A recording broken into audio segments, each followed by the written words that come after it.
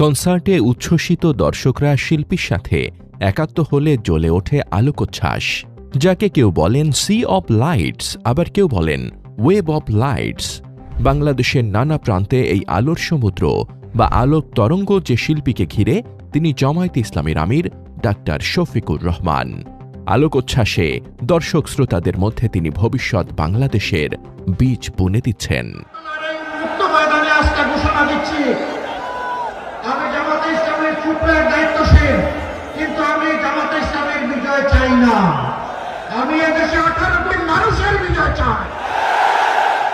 ফ্যাসিবাদ বিরোধী আন্দোলনের তরুণ সংগ্রামীরা তাদের এ নেতাকে গেম অব থ্রোনসের নায়ক জন স্নো হিসেবে কল্পনা করছে, যে তারুণ্যের কাছে জামায়াতের আমিরের পরিচিতি এখন শফিক দাদু, আবার কারো কাছে তিনি দাদু দ্য লিডার।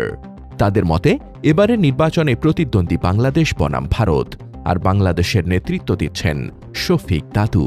যোগ্যতার ক্ষেত্রে তার ধর্ম কি, দল কি, গায়ের চামড়ার রং কি, মুখের ভাষা কি, এটা দেখা হবে না। এখন দেখা হবে তার ওই কাজের যোগ্যতা আছে কিনা, আর তার মাঝে দেশের প্রতি কমিটমেন্ট, দেশপ্রেম আছে কিনা। যদি ওই দুই জিনিস থাকে, কাজ তার হাতে চলে যাবে ইনশাআল্লাহ। তারপরও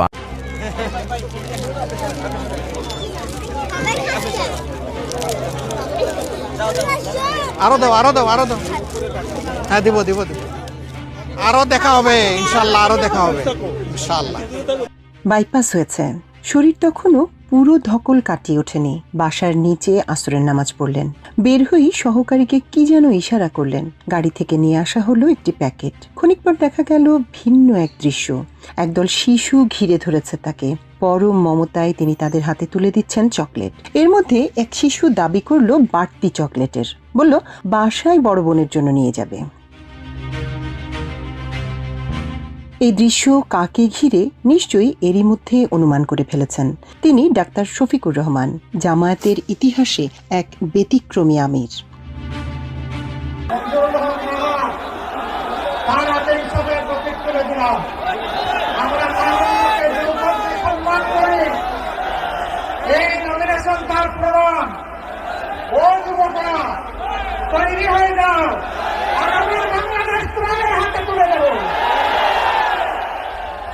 বাংলাদেশের পথ থেকে তোমরা থাকবা, আমরা প্রস্তুত হয়ে তোমাদের ভিতরে বসে আল্লাহর শুকরিয়া আদায় করবো।